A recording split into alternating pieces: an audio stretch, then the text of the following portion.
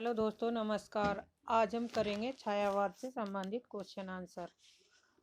छायावाद और उससे आगे पूरा कंप्लीट। तो सबसे पहले तो आप हमारे चैनल को 76 स्टडी जीके में आपका स्वागत है।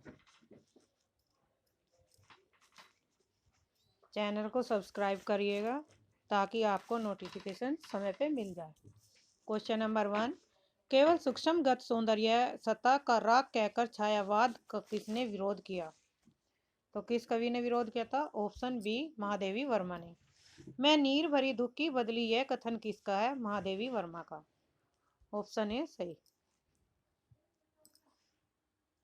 हिंदी काव्य की आधुनिक मीरा किसे कहा गया है? ऑप्शन ए, महादेवी वर्मा को।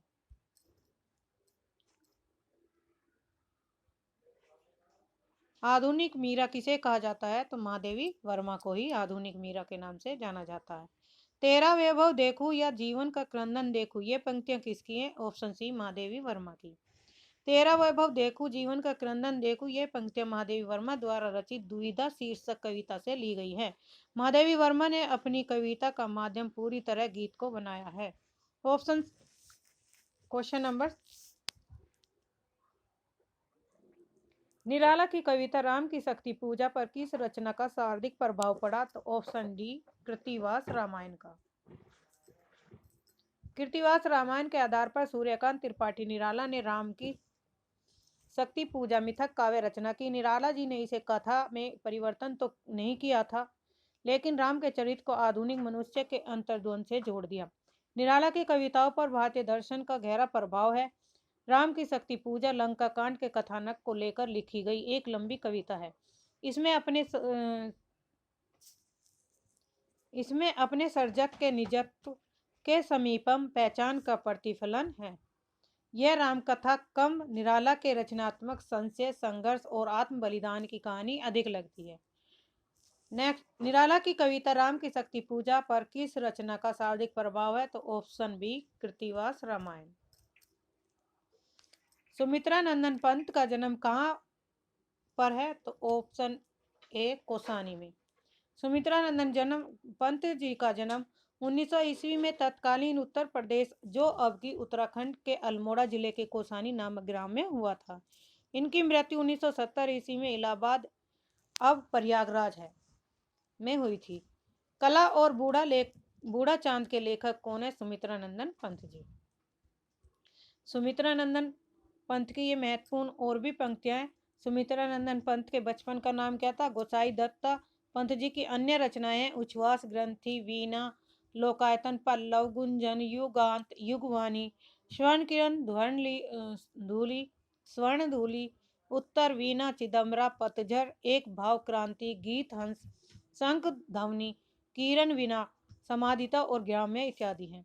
सुमित्रा नंदन पंत की कृति लोकायतन एक प्रबंध काव्य है। 1960 में पंत जी को कला और बूढ़ा चांद कविता संग्रह के लिए साहित्य अकादमी पुरस्कार प्राप्त हुआ था। लोकायतन पर सोवियत लैंड, नेहरू और चिदम्बरा का ज्ञानपीठ पुरस्कार मिला। सुमित्रा नंदन पंत की ग्राम्य कृति का संबंध ग्रामीण परिवेश से है। पंत जी ने ग्राम्य में गांव की विविध समस्याओं का आकलन किया है। युगवाणी में मार्क्स और गांधी के सिद्धांतों को पुस्तक से पढ़कर छंदोबद्ध किया है। पंत जी ने अपनी पहली कविता गिरजा का घंटा की रचना सन 1916 ईस्वी में की थी। गुंजन को इनका अंतिम छायावादी काव्य संग्रह माना जाता है। तो पंत जी का अंतिम छायावादी काव्य किसको माना जाता है? गुंजन को। ये सारी क्या है? इंपॉर्टेंट फैक्ट है, इन्हीं से संबंधित क्वेश्चन बनेंगे। 41, चिदम्बरा के रचनाकार कौन है? ऑप्शन बी, पंत जी हैं। पंत जी की ग्राम्य कृति का संबंध किससे है? तो ये ग्रामीण परिवेश से आधारित है। लोकायतन के रचयिता कौन है? सुमित्रा नंदन पंत जी हैं। पंत की पहली रचना कौन सी है? ऑप्शन सी, गिरजे का घंटा। इनमें से सुमित्रा नंदन पंत की रचना नहीं है। कौन सी नहीं है? परिमल नहीं है। परिमल किसकी रचना है? निराला जी की।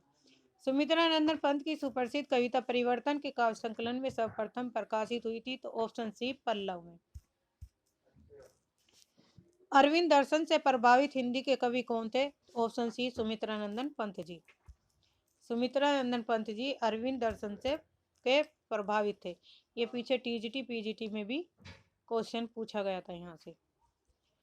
इनमें से कौन सा कवि अपने रचना काल के अंतिम दौर में प्रगतिवाद के भौतिक दर्शन के साथ साथ अरविंद दर्शन से प्रभावित है? तो ऑप्शन बी सुमित्रानंदन पंत जी।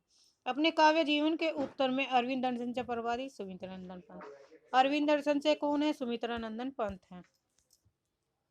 निम्नलिखित में से कौन सा कथन असत्य है? ऑप्शन डी पंत भारतेंदु युग के कवि हैं। यह गलत है। नंदन पंत जी भारतेंदु युग के नहीं बल्कि छायावादी युग के प्रमुख कवि हैं। तो ये कौन से युग के कवि माने जाते हैं? छायावादी युग के। इन्हें प्रकृति का सुकुमार कवि तथा प्रकृति का सुकुमार राजकुमार भी कहा जाता है। किसे? सुमित्रानंदन पंत जी को। पंत काव्य में प्रकृति के मनोरम रूपों का मधुर और सरस चित्रण मिलता है। आंसू की बालिका, पर्वत प्रदेश में प्रवास आदि कविताओं में प्रकृति के मनोहर चित्र विद्यमान है, जिनमें कवि की जन्मभूमि के प्राकृतिक सौंदर्य का वैभव दिखाई देता है। अतः इस आधार पर हम कह सकते हैं कि पंत जी प्रकृति के सुकुमार कवि हैं। पल्लव 1928 ईस्वी में पंत जी की रचनाएं और लोकायतन महाकाव्य की श्रेणी में माना जाता है। तो लोकायतन कौन सी श्रेणी में काव्य है? महाकाव्य। प्रकृति का सुकुमार राजकुमार किसे कहा गया है? ऑप्शन बी पंत जी को। किस छायावादी कवि को प्रकृति का सुकुमार कवि कहा गया है? तो सुमित्रानंदन पंत को। उत्तराखंड के किस कवि को छायावाद और प्रकृतिवाद संधि का स्थल कवि माना जाता है? ऑप्शन डी सुमित्रानंदन पंत जी को। ये सुमित्रानंद जी की छायावादी संबंधी ग्रंथ रचनाएं हैं। उच्छ्वास 1920, ग्रंथि 1920, वीणा 1927, पल्लव 1928, गुंजन 1932। प्रगतिवादी काव्य रचना है युगांत 1936 ईस्वी में, युगवाणी 1939 ईस्वी में, ग्राम्य 1940 ईस्वी में। अतल चेतनावादी स्वर्ण किरण है 1947 ईस्वी में, स्वर्ण धीली 1947 ईस्वी में, युगपथ 1949 ईस्वी में। नव मानवतावादी रचनाएं कौन कौन सी हैं? उत्तरा 1949 में, कला और बूढ़ा चांद 1959 ईस्वी में, अनिमा 1955 में, लोकायतन 1964 ईस्वी में और चिदम्बरा है। चंद्र कुमार बर्तवाल का जीवन काल मात्र 28 वर्ष रहा है। समीक्षक इन्हें हिंदी का कालिदास कवि भी मानते हैं। इनकी कविताओं में प्रकृति और प्रेम झलकता है। कौन सी रचनाएं सुमित्रानंदन पंत की नहीं है? तो सांध्या गीत नहीं है। ये किसकी रचना है? महादेवी वर्मा की। पंत जी की रचनाओं का प्रकाशन की दृष्टि से सही क्रम बताइए। गुंजन, युगांत, ग्राम्य, लोकायतन। गुंजन का समय है 1932 ईस्वी में, युगांत 1936, ग्राम्य 1940 और लोकायतन 1964। निम्नलिखित पुस्तकों में से किसकी भूमिका को छायावाद का घोषणा पत्र कहा गया है? ऑप्शन बी पल्लव को। निम्नलिखित में से कौन सी रचना महाकाव्य नहीं है? Option D Pallav. बुरांश कविता के रचयिता कौन है? सुमित्रानंदन पंत।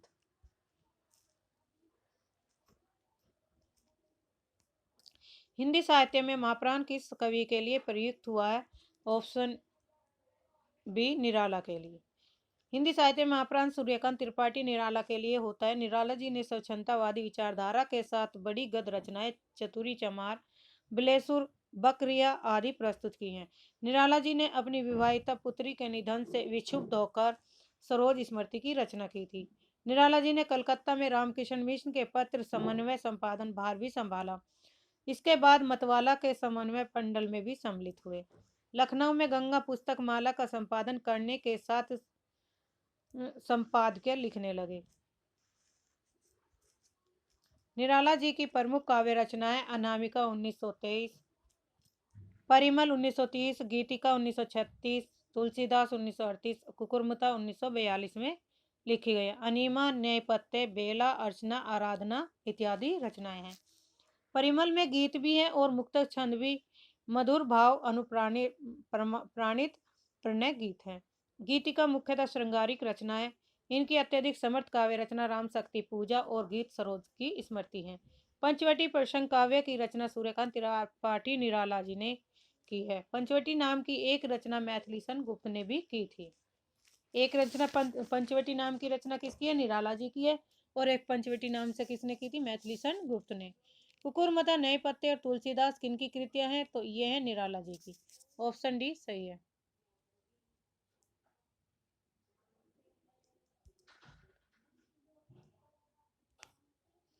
पंचवटी प्रसंग काव्य के रचयिता कौन है? निराला जी हैं। अनामिका काव्य किसके किसके द्वारा रचित है? निराला जी के।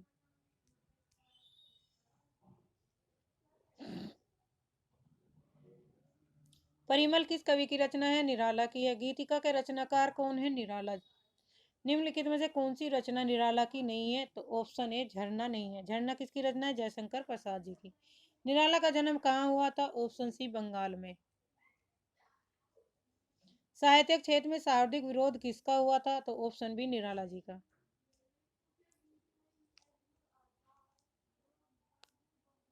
निम्न पंक्तियां किस प्रसिद्ध लंबी कविता से उद्धृत है?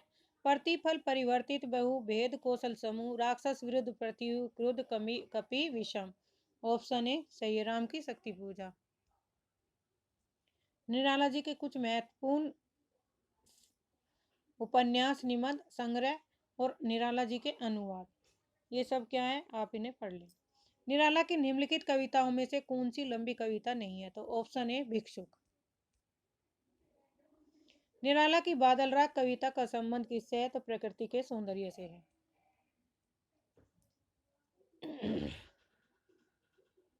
बादल राग के रचयिता कौन है? निराला जी हैं।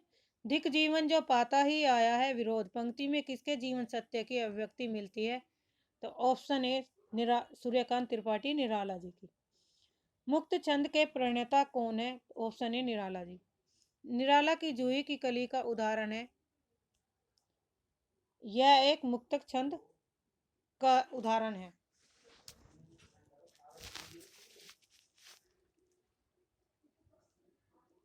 रबड़ छंद केचवा छंद किस कवि की कविताओं को कहा गया है? तो ऑप्शन सी निराला की कविताओं को कहा गया है। निराला की अंतिम कविता कौन सी है? तो ऑप्शन डी पत्रोत्कठित जीवन का विष बुझा हुआ। प्रिय स्वतंत्र रहो अमृत मंत्र नव पंक्ति वाली कविता का संबंध किस कवि से है? तो ऑप्शन डी सूर्यकांत त्रिपाठी निराला से। निम्नलिखित निराला की व्यंग्यपरक कविता कौन सी है? तो ऑप्शन बी कुकुरमता। छायावाद को स्थूल के प्रति सूक्ष्म का विद्रोह किसने कहा है? तो ऑप्शन डी डॉक्टर नगेंद्र ने। छायावाद स्थूल के प्रति सूक्ष्म का विद्रोह किसका है? डॉक्टर नगेंद्र का। ये क्वेश्चन रिपीट हो रहे हैं। डॉक्टर नगेंद्र की पंक्तियां हैं। छाया ये भी डॉक्टर नगेंद्र की है। छायावाद विलायती अभिव्यंजना का विलायती संस्करण है। ऑप्शन डी रामचंद्र शुक्ल जी के अनुसार है। इनमें से कौन उत्तर छायावादी कवि नहीं है? तो ऑप्शन बी रामकुमार वर्मा का। रामकुमार वर्मा से संबंधित महत्वपूर्ण फैक्ट है ये। फेंट्स समाटा का संबंध हिंदी के किस काव्य आंदोलन से जोड़ा गया था? ऑप्शन बी छायावाद से। अब है प्रगतिवाद से संबंधित क्वेश्चन। हिंदी साहित्य में मार्क्सवादी चेतना की अभिव्यक्ति जिस काव्य धारा में देखने को मिलती है उस धारा को हम क्या कहते हैं? तो प्रगतिवाद कहते हैं। प्रगतिवाद काव्य सृष्टि है क्या का? ऑप्शन बी वर्ग चेतना प्रधान। द्वंद्वात्मक भौतिक विकासवाद किस काव्य धारा का आधार माना गया है? तो ऑप्शन बी प्रगतिवाद का। ऑप्शन बी सही है।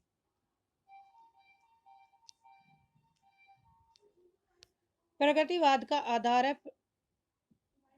प्रकृतिवाद, द्वंद्वात्मक और भौतिकतावाद। ऑप्शन डी सही। प्रगतिशील लेखक संघ की किस स्तर की संस्था है? तो ऑप्शन बी अंतरराष्ट्रीय। प्रगतिशील लेखक संघ के प्रथम अधिवेशन की अध्यक्षता किसने की? तो ऑप्शन ए प्रेमचंद ने। लखनऊ में आयोजित प्रगतिशील लेखक संघ के प्रथम अधिवेशन की अध्यक्षता किसने की थी? तो प्रेमचंद ने। क्वेश्चन रिपीट हो रहा है। प्रगतिशील लेखक संघ की स्थापना कब की गई थी? सन 1936 ईस्वी में। प्रगतिशील लेखक संघ के प्रथम अधिवेशन की अध्यक्षता किसने की? प्रेमचंद जी ने। लखनऊ में आयोजित 1936 के प्रगतिशील लेखक संघ के ऐतिहासिक आयोजन के अध्यक्ष थे प्रेमचंद। प्रगतिशील लेखक संघ की स्थापना लंदन में किसके प्रयत्न से हुई थी? तो ऑप्शन सी मुल्कराज आनंद और सज्जाद जहीर के अनुसार। प्रगतिवाद के जन्म में किसका योगदान है? तो ऑप्शन डी उपयुक्त सभी है। छायावाद रोमानियत और पलायनवादी प्रवृत्ति। प्रगतिशील लेखक संघ की स्थापना, मार्क्सवादी प्रभाव, उपयुक्त सभी। प्रगतिवाद के अंतर्गत कौन सा विचार अमान्य है? ऑप्शन बी रूपवाद। निम्नलिखित प्रवृत्तियों में से एक प्रगतिवाद की प्रवृत्ति नहीं है।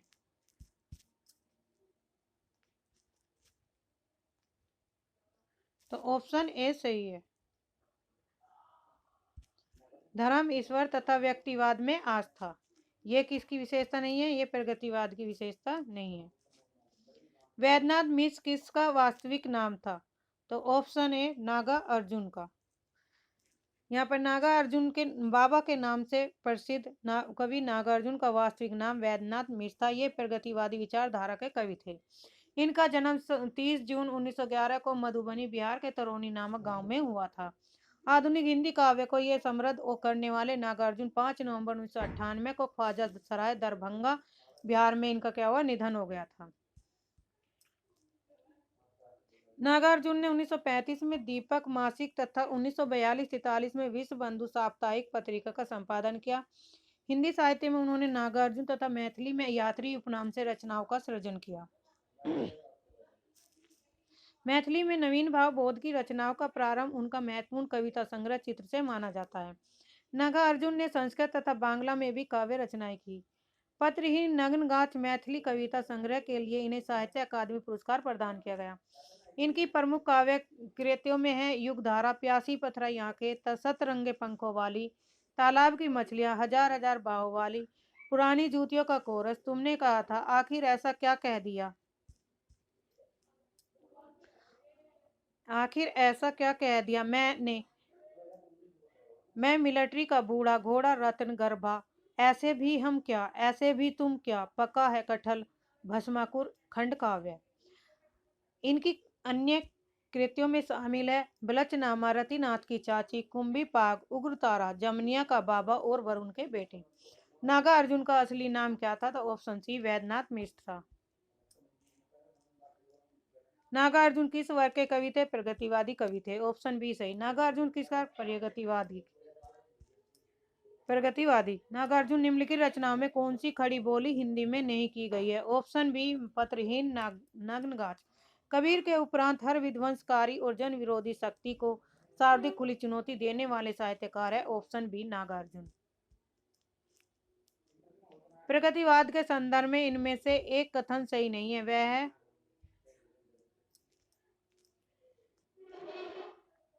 Option A. यह कथन क्या है? सही नहीं है।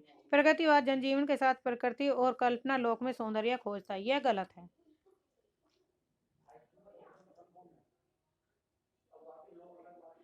निम्न में से कौन सी विशेषता प्रगतिवादी नहीं है? तो ऑप्शन ए कल्पना और प्रवणता। प्रगतिवादी समीक्षक हैं। प्रगतिवादी समीक्षक कौन माने जाते हैं? तो रामविलास शर्मा को माना जाता है। यहाँ पे रामविलास संबंधी कुछ महत्वपूर्ण रचनाएं दी है। प्रेमचंद और उनका युग निराला, ये आलोचनाएं हैं किसकी? रामविलास शर्मा के द्वारा। प्रेमचंद और उनका युग निराला 1946, भारतेंदु हरिश्चंद्र 1954, प्रगति और परंपरा, भाषा और संस्कृति 1954, भाषा और समाज 1961, साहित्य साधना 1969। प्रगतिवादी कवि किसे माना जाता है? केदारनाथ अग्रवाल को। ऑप्शन सी से। फूल नहीं रंग बोलते हैं कि रचनाकार कौन है? केदारनाथ अग्रवाल। जमुन जल तुम काव्य की रचना कौन सी है? Option D Kedarnath Agrawal. कौन सी रचना केदारनाथ अग्रवाल की नहीं है? सी और डी। अबे सुन बे गुलाब, भूल मत गर पाई खुशबू रंगो आप, काव्य पंक्तियों का संबंध किससे है? तो ऑप्शन ए प्रगतिवादी कविता से है। प्रगतिवाद के प्रमुख कवि नहीं है। ऑप्शन सी अगे। अगे जी प्रगतिवाद के प्रमुख कवि नहीं बल्कि प्रयोगवाद एवं नई कविता को साहित्य जगत में प्रतिष्ठित करने वाले कवि हैं। नागार्जुन, दिनकर एवं मुक्तिबोध प्रगतिवादी कवि माने जाते हैं। निम्नलिखित में से किस लंबी कविता के रचयिता मुक्तिबोध हैं? ऑप्शन बी अंधेरे में। चांद का मुंह टेढ़ा के रचयिता कौन है? Option B Muktibodh. भूल गलती कविता के कवि हैं ऑप्शन डी मुक्तिबोध। अंधेरे में कविता किसने लिखी? तो मुक्तिबोध ने। कामायनी एक पुण्य विचार नामक आलोचना ग्रंथ किसने लिखा है? ऑप्शन डी गजानन माधव मुक्तिबोध ने। रहस्य पुरुष का बिंब मुक्तिबोध की किस कविता में नहीं है? तो ऑप्शन बी अंधेरे में नहीं है। गजानन माधव मुक्तिबोध की रचना चांद का मुंह टेढ़ा में कौन सी कविता संकलित है? ऑप्शन ए जन्मदिन की धूप में। मुक्तिबोध की किस पुस्तक को प्रतिबंधित किया गया था? ऑप्शन डी भारत इतिहास और संस्कृति को। त्रिलोचन शास्त्री की कविता हिंदी के अतिरिक्त किस अन्य भाषा में है? तो ऑप्शन सी अवधी भाषा में।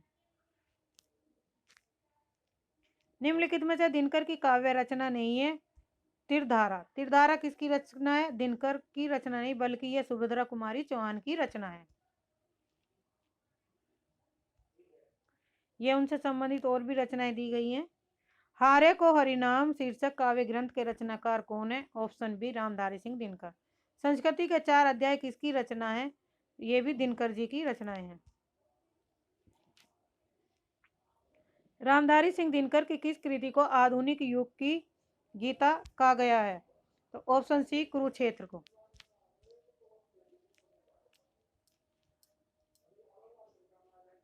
रामधारी सिंह दिनकर काव्य कृति कौन सी रचना है? Option B Kurukshetra. दो राह समय के रथ का गग्गर नाद सुनो, सिंहासन खाली करो कि जनता आती होगी। ये पंक्तियां किस कविता से उद्धृत है? ये ऑप्शन बी रामधारी सिंह दिनकर की कविताएं हैं। बालकृष्ण शर्मा नवीन का सर्वप्रथम प्रकाशित काव्य संग्रह है? ऑप्शन डी कुमकुम। इससे महत्वपूर्ण फैक्ट है बालकृष्ण शर्मा से, ये याद कर लेना। नवगीत दशक 1, 2, 3 का संपादक कौन था? Option A Shambhunath Singh. अब प्रयोगवाद से संबंधित। प्रयोग अपने आप में इष्ट नहीं है, वरन वह साधन है। यह कथन किस वाद से संबंधित है? तो ऑप्शन डी प्रयोगवाद से संबंधित है। अज्ञे का पूरा नाम क्या है? ऑप्शन सी सच्चिदानंद हीरानंद वात्स्यायन अज्ञे। प्रयोगवाद के प्रवर्तक के अनुसार प्रयोगवादी कवि का मुख्य तथ्य क्या था? ऑप्शन सी नई राहों का अन्वेषी।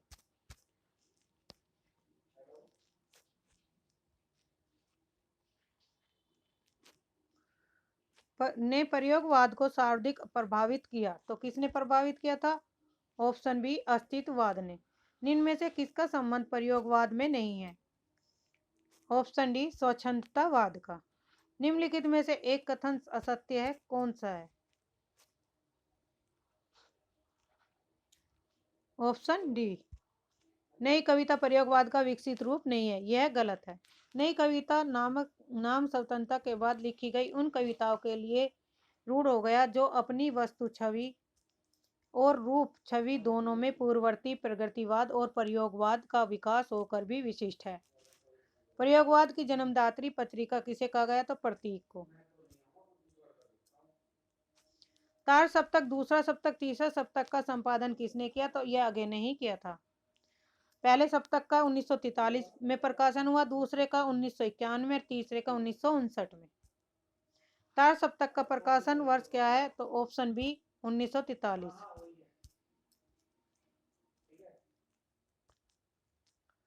तार सप्तक का प्रथम प्रकाशन किस वर्ष में हुआ? 1943 में।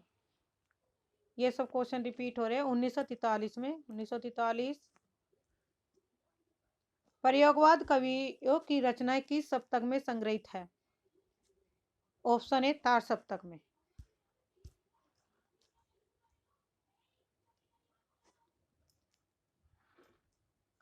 निम्न में से कौन, देखिए यहाँ पे इसकी ट्रिक भी दी गई है। अमूने गिरा प्रभा में पहले तार सप्तक याद करने की ट्रिक है। दूसरे में है सैभर सनग। सैभर सनग।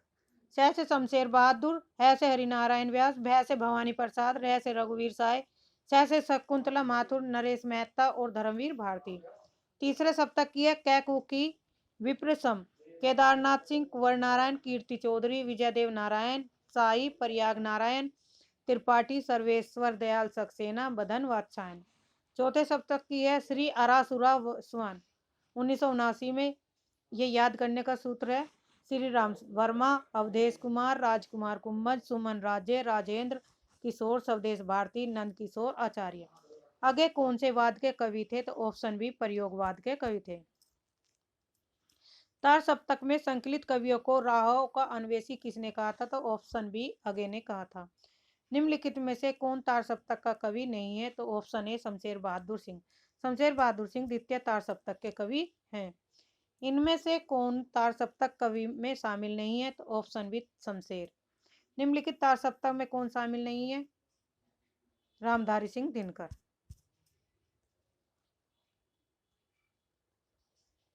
निम्न में से तार सप्तक का कवि नहीं है? धर्मवीर भारती। निम्न में कौन कवि तार सप्तक में शामिल नहीं है? नरेंद्र शर्मा। भवानी प्रसाद मिश्र की कविता किस सप्तक में है? दूसरे तार सप्तक में है। निम्नलिखित कौन सा कवि दूसरा सप्तक में सम्मिलित है? तो ऑप्शन डी मुक्तिबोध। निम्न में से कौन दूसरे तार सप्तक में शामिल नहीं है? ऑप्शन सी कुंवर नारायण। इनमें से दूसरे तार सप्तक में संकलित कवि कौन है? रघुवीर साय। सन 1951 में प्रकाशित दूसरा सप्तक में कौन सी कवियत्री शामिल थी? Option C Shakuntala Mathur. केदारनाथ सिंह की सप्तक के संकलित कवि हैं? ऑप्शन सी तीसरे सप्तक में। नई कविता का तीसरा सप्तक के कवि कौन है? Option A Kedarnath Singh. चौथे सप्तक में संकलित कवित्री है सुमन राजे। ऑप्शन बी सही। तार सप्तक में कौन सा कवि सम्मिलित नहीं है? ऑप्शन डी रघुवीर साय। तार सप्तक का संबंध किस काव्य धारा से है? ऑप्शन बी प्रयोगवाद से है।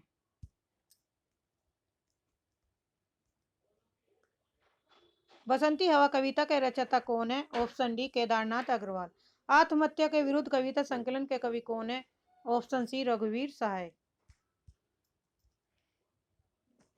आत्महत्या विरुद्ध कविता संकलन के कवि रघुवीर सहाय ये अगे द्वारा संपादित दूसरे तार सप्तक के कवि हैं और इनकी महत्वपूर्ण कविता है ग्रंथ हैं किसकी? रघुवीर सहाय की। कविता संग्रह सीढ़ियों पर धूप में, हंसो हंसो जल्दी हंसो, लोग भूल गए कुछ पत्ते कुछ चिट्ठियां, एक समय था इत्यादि। यह है कहानी संग्रह रास्ता इधर से है जो आदमी हम बना रहे हैं। निबंध संग्रह दिल्ली मेरा परदेश, लिखने का कारण उबे हुए सूखी वे और नहीं होंगे जो मारे जाएंगे, लहरें और तरंग, अर्थात यथार्थ का अर्थ, भंवर इत्यादि। अनुवाद है जो इन्होंने अनुवाद रचनाएं की हैं। बरन भवन शेक्सपियर के नाटक मैकबेथ का अनुवाद, 3 हंगारी नाटक इत्यादि का अनुवाद किया। क्वानो नदी कविता संग्रह के कवि कौन है? सर्वेश्वर दयाल सक्सेना। सर्वेश्वर दयाल सक्सेना की अन्य महत्वपूर्ण है। क्वानो नदी कविता संग्रह के कवि सर्वेश्वर दयाल सक्सेना। इनकी अन्य रचनाएं काठ की घंटिया, बांस का फूल, एक सूनी नाव, गर्म हवाएं, जंगल का दर्द। 1983 ईस्वी में सर्वेश्वर दयाल सक्सेना को कविता संग्रह खूंटियों पर टंगे लोग के लिए साहित्य अकादमी पुरस्कार से सम्मानित किया गया। उड़े हुए रंग का इनका क्या है? उपन्यास है। किसका? रघुवीर सहाय का। सोवा हुआ जल और पागल कुत्ते का मसीहा नाम से इन्होंने 2 लघु उपन्यास लिखे। अंधेरा और अंधेरा संग्रह में इनकी कहानियां संकलित है। बकरी नामक इनका नाटक काफी लोकप्रिय है। किसके हैं ये है सर्वेश्वर दयाल सक्सेना की। बालों उपयोगी साहित्य में इनकी कृतियां भो भो, खो खो, लाख की नाक, बतूता का जूता और महंगू की टाई महत्वपूर्ण स्थान रखती हैं। कुछ रंग कुछ गंध शीर्षक से इनका यात्रा वृत्तांत भी प्रकाशित हुआ।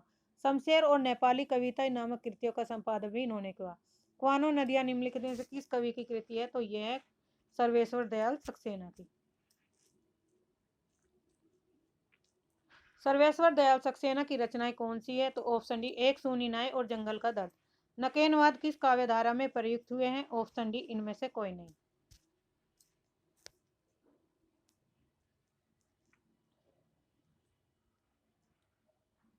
नकेनवाद नामक साहित्य आंदोलन के अग्रणी थे। ऑप्शन बी नलिन विलोचन शर्मा, केसरी कुमार और नरेश मेहता। तो ये नकेन शब्द से बना है। न से नलिन विलोचन, के से केसरी और न से नरेश मेहता। इनमें से कौन सा कवि नकेनवाद से जुड़ा है? ऑप्शन सी नरेश मेहता और केसरी कुमार दोनों जुड़े हुए हैं। इनमें से कौन परपदवाद से संबंधित नहीं है? Option B Prayag Narayan Tripathi. घोर अहमनिष्ठ व्यक्तिवाद किस काव्यधारा की प्रवृत्ति है? ऑप्शन सी प्रयोगवाद की। ये और प्रयोगवाद की प्रवृत्तियां दी गई हैं कविता की। समरस जीवन का यथार्थ चित्रण, घोर अहमनिष्ठ व्यक्तित्व और विश्वर, लघु मानव की प्रतिष्ठा, अनास्थावादी और संशयात्मा, आस्था तथा भविष्य के प्रति विश्वास। अब है नई कविता। नई कविता के प्रवर्तक कौन है? तो नई कविता भारतीय स्वतंत्रता के बाद लिखी गई उन कविताओं को कहा गया जिनमें परंपरागत कविता से आगे नए भावबोध की अभिव्यक्ति के साथ ही नए मूल्यों और नए शिल्प विधानों का अन्वेषण किया गया। यह भी कहा जा सकता है कि प्रयोगवाद के बाद हिंदी कविता की जो नवीन धारा विकसित हुई वह नई कविता है। नई कविता के प्रवर्तक कौन माने जाते हैं? आगे। नई कविता के प्रमुख लक्षण कौन से हैं? तो ऑप्शन ए अनुभूति का सच्चाई और बुद्धिमूलक यथार्थवादी दृष्टिकोण। नई कविता पत्रिका का प्रकाशन आरंभ कब हुआ था? तो सन 1954 ईस्वी में। कब प्रकाशन हुआ? 1954 में। नई कविता की प्रमुख प्रवृत्ति क्या है? तो ऑप्शन डी उपयुक्त सभी है। बौद्धिकता का प्राधान्य, यथार्थ का अति आग्रह, कुंठा, निराशा, संदेश की अभिव्यक्ति। और ये महत्वपूर्ण पंक्तियां हैं, इन्हें आप देख लें। लघु मानव की धारणा किसकी प्रवृत्तिगत विशेषता है?